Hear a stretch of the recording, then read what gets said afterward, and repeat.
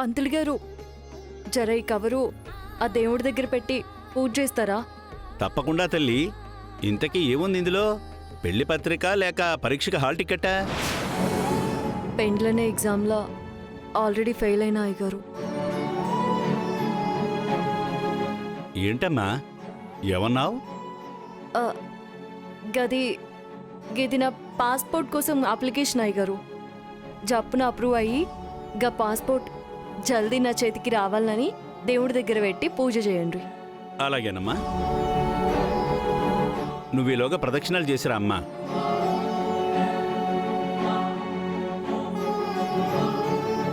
ఓం తత్పురుషాయ విద్మహే మహాదేవాయ ధీమహి తన్నో రుద్ర ప్రచోదయాత్. ఓం భవాయ దేవాయ నమః.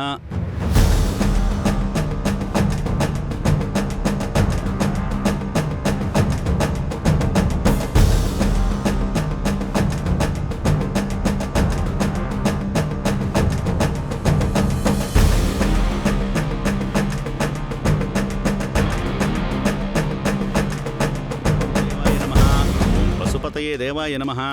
ఓం రుద్రదేవాయ నమః. ఓం ఉగ్రదేవాయ నమః.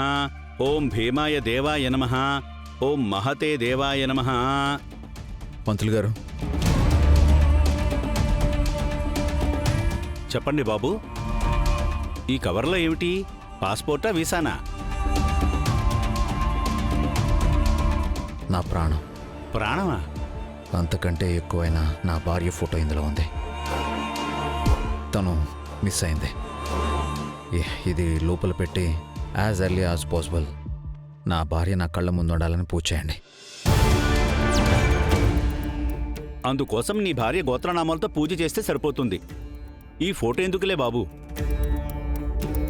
నా భార్య ఎలా ఉంటుందో తెలియకుండా దేవుడు మాత్రం ఎలా వెతికి నా దగ్గరికి పంపిస్తాడు. మీ భార్య ఎలా ఉంటుందో ఆయనకి తెలీదా? ఎలా తెలుస్తుంది? గుడికి ఎప్పుడు కలిసి రాలేదు కదా. ఇతనెవరో విచిత్రంగా ఉన్నాడే. సర్లే బాబు, దేవుడి దగ్గర పెట్టి పూజ చేస్తాను. ఓం తత్పురుషాయ విద్మహే మహాదేవాయ ధీమహి.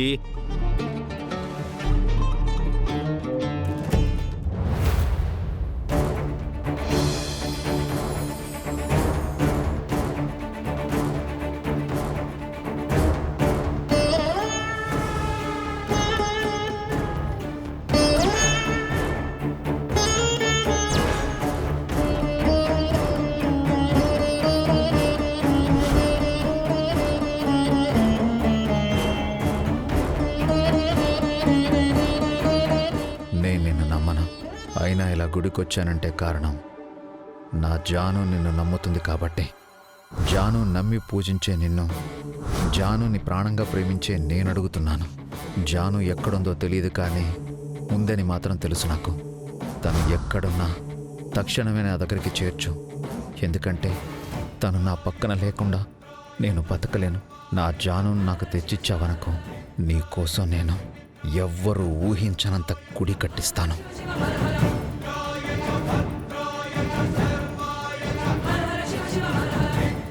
నీ వల్ల నా జాను నాకు కనిపిస్తే చాలు. నాస్తికుని కాస్త భక్త కన్నప్ప, భక్త రామదాసులా నేను భక్త జైనందనై నీకు భజనలు చేస్తాను.